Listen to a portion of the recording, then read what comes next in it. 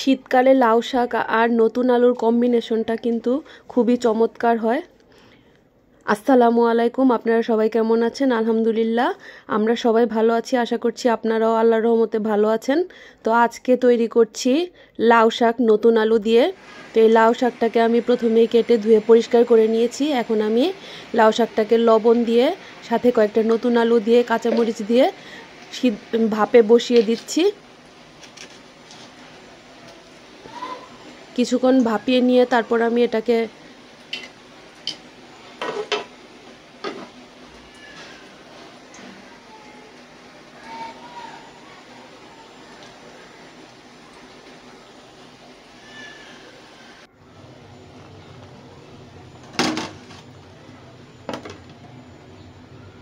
এই তো অনেকখানি ভাপ উঠে গেছে। এখন আমি এটাকে আর কিছুক্ষণ ভাপ দিয়ে তারপর আমি পানিটাকে ঝরিয়ে নিব।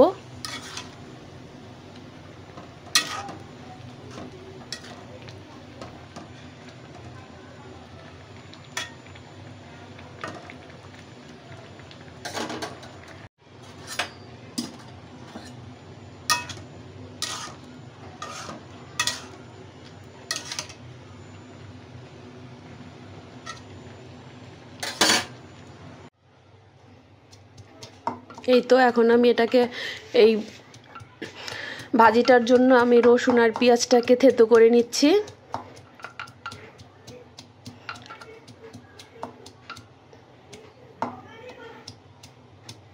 এখন আমি একটা প্যানে সয়াবিন তেল দিয়ে এটাতে শুকনা মরিচ এবং রসুন পেঁয়াজ দিয়ে ভেজে নিব।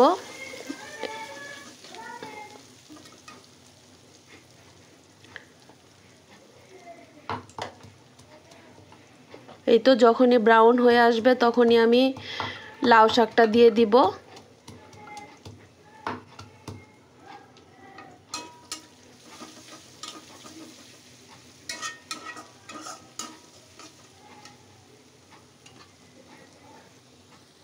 কিছুক্ষণ নাড়াচাড়া করলেই কিন্তু পানিটা যখন একেবারে শুকিয়ে যাবে, তেলটা উঠে আসবে, পেঁয়াজ রসুনগুলো মিলে যাবে, তখনই আমি এটাকে নামিয়ে নিব। এই তো প্রায় হয়ে আসছে।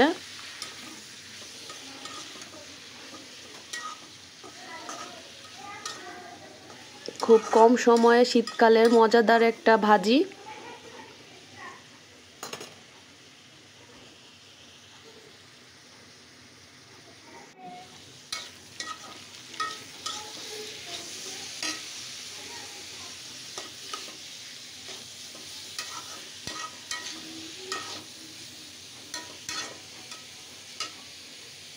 এই তো এখন আমি এটাকে নামিয়ে নিব।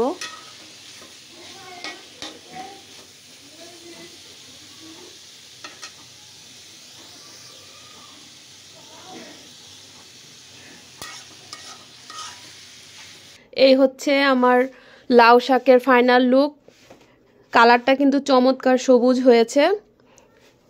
আমার এই রেসিপি যদি আপনাদের ভালো লেগে থাকে আর আমাদের চ্যানেলটিকে যদি আপনাদের ভালো লেগে থাকে তাহলে অবশ্যই আমাদের পাশে থাকবেন, আমাদের চ্যানেলটিকে সাবস্ক্রাইব করবেন, আমাদের জন্য দোয়া করবেন।